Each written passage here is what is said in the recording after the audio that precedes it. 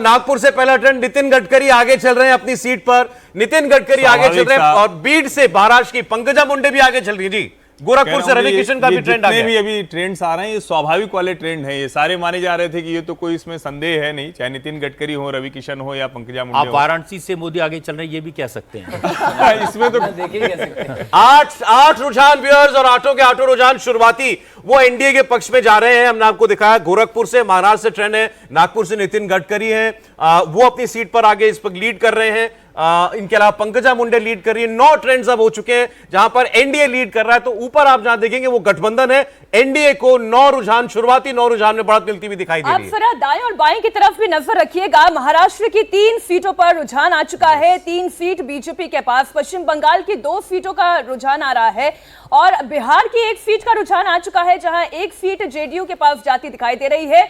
नवसारी से सीआर पाटिल आगे दिखाई दे रहे हैं। एनडीए के ऊपर टैली पर जरा गौर करिए, जहां 11 सीट एनडीए के खाते में जाती दिखाई दे रही है और बीजेपी 10 सीटों पर लीड कर रही है। जरा नीचे पार्टी वाइज जो हम आपको सिचुएशन बता रहे हैं उस पर। अमरावती से नवनीत राणा, राजनांदगांव से भूपेश बघेल, छत्तीसगढ़ से भूपेश बघेल लीड कर रहे हैं, ये भी खबर है। नवनीत राणा लीड कर रही है। लल्लन सिंह बिहार से अपनी सीट पर, वो भी आगे लीड करते हुए दिखाई दे रहे हैं। 13 ट्रेंड्स एनडीए के पक्ष में जाते हुए दिखाई दिए अभी तक। 1 ट्रेंड इंडिया गठबंधन का, वो इंडिया गठबंधन के पक्ष में गया है। 13-1 का मुकाबला, बहुत शुरुआती, बिल्कुल अभी 8:04 है। अभी शुरुआती रुझान आना शुरू हो चुके हैं। नोएडा का भी ट्रेंड आ गया, जहां बैठे हैं महेश शर्मा, यहां से लीड कर रहे हैं। अमरावती से नवनीत राणा आगे चल रही हैं, राजनांदगांव से भूपेश बघेल आगे चल रहे हैं। इसके अलावा अगर नोएडा की बात करें, महेश शर्मा इस वक्त आगे चल रहे हैं। 15 सीटों के रुझान आए हैं, जिसमें एनडीए के पास 13, इंडिया अलायंस के पास 1 अदर्स के पास, और बीजेपी इस वक्त लीडिंग पार्टी दिखाई दे रही है। उत्तर प्रदेश में 4 सीटों के रुझान आ चुके हैं, महाराष्ट्र में 3 सीटों के रुझान आ चुके हैं। इधर पश्चिम बंगाल में 2 सीटों के रुझान, हालांकि ये अभी क्लियर नहीं हुआ है इन 2 सीटों पर कौन आगे चलती हुई दिखाई दे रही है। महाराष्ट्र से शुरुआती ट्रेंड, समीर जी। नहीं, मुझे लग रहा है कि एक अच्छी खबर है कि भारतीय जनता पार्टी रविंद्र भाटी आगे बाड़मेर से, पहले इसकी बात कर लीजिए। रविंद्र भाटी बाड़मेर से निर्दलीय रहेंगे। बाड़मेर से जिस तरह से उन्होंने विधानसभा चुनाव जीता था शिव से, उन्हें कहा जा रहा था कि बहुत अच्छे उम्मीदवार हैं और युवा वर्ग उनके साथ जुड़ा हुआ था। मुझे लग रहा है ये अभी शुरुआती रुझान है। कांग्रेस वहां टक्कर देगी, भारतीय जनता पार्टी जो मंत्री वहां से चुनाव लड़ रहे हैं वो 3 नंबर पर जाएंगे। मतलब चुनाव जो होने वाला है वो बाड़मेर भाटी और कांग्रेस के बीच होने वाला है। कैलाश चौधरी 3 नंबर पर जाएंगे वहां। जोधपुर से गजेंद्र सिंह शेखावत भी आगे चले। मुझे जानते किसने, इंटरेस्टिंग ये भी है कि अकेली ये सीट थी जिसने राजस्थान में बीजेपी के प्रोस्पेक्ट को कमजोर दिखाना शुरू किया। भाजपा क्यों नहीं मैनेज कर पाई? कौन सा बड़ा नेता था जिसकी वजह से इसको विधानसभा नहीं मिला? पहले छात्र संघ नहीं मिला, फिर विधानसभा नहीं मिला, फिर लोकसभा नहीं मिला। मैनपुरी से डिंपल यादव आगे, पुरी से बीजेपी के संबित पात्रा आगे, जोधपुर से गजेंद्र सिंह शेखावत वो लीड कर रहे हैं। डिंपल यादव मैनपुरी में आगे चल रही है। बीजेपी ने बड़ी ताकत झोंकी हुई है, लेकिन मैनपुरी को फिर भी अभी अखिलेश यादव के लिए एक सुरक्षित सीट माना जा रहा था। संबित पात्रा अपनी सीट पर। रामपुर से घनश्याम लोधी आगे हो गए हैं। ये भी आपको हम ट्रेंड्स दे रहे हैं। टोटल ट्रेंड्स 22 व्यूअर्स, 18 एनडीए के पक्ष में, 19 हो गया। आप 3 इंडिया गठबंधन के पक्ष में और 1 अदर्स के पक्ष में। राजस्थान में बड़ी रुचि है संजीव जी सबकी। अभी हमने बाड़मेर में रविंद्र भाटी को आगे दिखाया शुरुआती ट्रेंड में। आपने कहा था जाने किसने, ये जीते ना जीते बीजेपी को हराएंगे। नहीं, मतलब एक्चुअली जो ये कह रहे थे अभी समीर की कंटेस्ट वहाँ कांग्रेस और भाटी के बीच में, मुझे लगता है अल्टीमेटली कांग्रेस का कैंडिडेट जीतेगा। भाटी बहुत अच्छा माहौल बना पाएंगे, सब कर पाएंगे, लेकिन एक पार्टी का जो बैकअप होता है वो लोकसभा में बहुत इंपॉर्टेंट होता है। राजस्थान को लेकर बहुत चर्चाएं हैं कि मुश्किल चुनाव है, कर दिया है कांग्रेस ने। अब हमेशा ऐसे लगता है, लेकिन राजस्थान मेरे हिसाब से वन वे जाता है। 2-3 सीटें ऐसी हैं जहां पर बीजेपी ने कैंडिडेट के सिलेक्शन में गड़बड़ की। अगर वहाँ कैंडिडेट ठीक से सेलेक्ट करते तो शायद ये प्रॉब्लम दिखाई नहीं देती, क्योंकि अभी तो राजस्थान ने लैंडस्लाइड विक्ट्री विधानसभा में बीजेपी को दी है। तो राजस्थान के लोग बीजेपी से नाराज़ हों, राजस्थान के लोग मोदी से नाराज़ हों, ये संभव नहीं है। और ये कोई कहे कि वसुंधरा राजे ने को ना बनाने से लोग नाराज़ हो, ये सब पॉसिबल नहीं है। मुझे लगता है कि कैंडिडेट सिलेक्शन में इस बार चूक हुई है। 3 सीटें कम से कम ऐसी हैं जहाँ पर बीजेपी ने गलती की।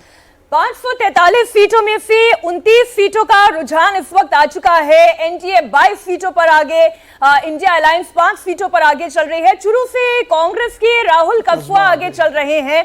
बीजेपी ने टिकट नहीं दी, कांग्रेस में चलेगा, इस वक्त वो आगे चल रहे हैं। ये वो अमेठी एक से- सीट है जहां मुझे लगता है कि बहुत गलती की इन्होंने कसबा को टिकट ना दो यही सीटें हैं, एक बाड़मेर जैसलमेर और की एक सीट और चुरू। एक चुरू की। मेरे को लगता है बाड़मेर, चूरू, चार नागौर, सीट दौसा, खराब कर दी। टोंक, करौली की सीट। पूरा शेखावटी का इक्वेशन बदल दिया एक सीट ने एक सीट ने। राहुल गांधी के रुझान नहीं आ रहे सर, वायनाड का भी नहीं, रायबरेली का भी नहीं अभी तक। अमेठी का आ गया है, स्मृति ईरानी लीड कर रही है। रायबरेली और वायनाड ना, ना, स्मृति ईरानी एंड तक लीड पे रहेंगी कि नहीं रहेंगी, आप ही बोलिए समीर जी। नहीं, मुझे लग रहा है स्मृति ईरानी अमेठी आराम से जीतेगी। ऐसा कहा जा रहा था कि चुनौती दी गई, लेकिन मुझे लगता है जिस हिसाब से स्मृति ईरानी ने काम किया, योगी मोदी का नाम है, स्मृति ईरानी बहुत अच्छे मार्जिन से अमेठी से जीतने जा रही है।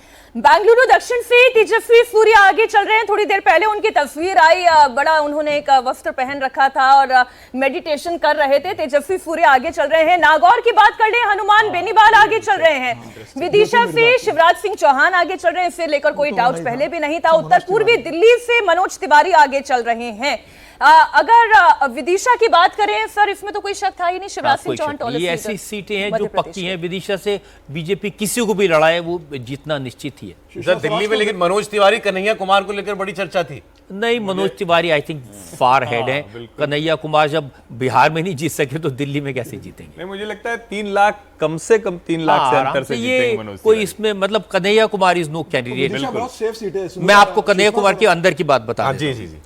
वो आम आदमी पार्टी के एक बड़े नेता को मिलने गए और कहा कि आप मदद चाहिए, तो उन्होंने पूछा आप कांग्रेस के कैंडिडेट हैं? तो उन्होंने कहा साहब कांग्रेस से तो कोई बाहर ही नहीं निकल रहा, ना संगठन है, ना पैसे हैं, ना कुछ है, आप कुछ मदद कर दे तो अच्छा होगा। तो सूली पे चढ़ा दिया गया। ना, उनसे मदद मांग रहे थे जिनके नेता जेल में। नहीं, अरविंद केजरीवाल जी गए तो थे प्रचार करने गए के थे, लिए। गए थे। बिल्कुल। नागौर से हनुमान बेनीवाल आगे चल रहे हैं। इस वक्त विदिशा से शिवराज सिंह चौहान नीचे। बीजेपी की टैली देखिए, 28 सीटों पर बीजेपी आगे चल रही है, कांग्रेस 3 सीटों पर आगे चल रही है। महाराष्ट्र में 4 सीटों का रुझान आया है और चारों सीट पर बीजेपी आगे लीड करते हुए दिखाई दे रही है। और पश्चिम बंगाल में 3 पीयूष गोयल मुंबई नॉर्थ से, पीयूष गोयल एक सेफ सीट दी गई थी, पीयूष गोयल को लीड कर रहे हैं। पीयूष गोयल, समीर जी। बिल्कुल, तो मुंबई की सबसे सुरक्षित सीटों में से वहां से गोपाल शेट्टी सांसद हुआ करते थे, तो सबसे सेफ सीटें वहां से आराम से जीतेंगे पीयूष गोयल। कन्नौज से अखिलेश यादव लीड कर रहे हैं, मथुरा से हेमा मालिनी। अब कन्नौज भी आ गया मैनपुरी के साथ साथ। देखिए एक्सपेक्टेड लाइंस पे है, और अगर इतना एक्सपेक्टेड लाइंस पे है तो जो सर्वे है, जो अभी भावेश आएंगे तो खुश होते 4 हुए से 1 आएंगे वाला। तो लगभग उस तरफ ही जाता हुआ दिख रहा है। अभी हालांकि बहुत शुरुआती है, पोस्टल अभी बैलेट्स होंगे, postal लेकिन ballots जिसको ही कहते हैं ना कि इंडिकेशन जो होता है, बहुत इसमें आप शुरुआती देखें है। तो सर, बहुत लोग ही ये बहुत जरूर शुरुआती पूछते हैं कि अगर ये ऐसा ही है जैसा एग्जिट पोल ने बताया चुनाव है, तो कितने बजे तक हमें पता चल जाएगा सब कुछ? मुझे लगता है कि 12:30-1 बजे तक सिचुएशन बिल्कुल क्लियर हो जानी चाहिए। इससे ज्यादा नहीं।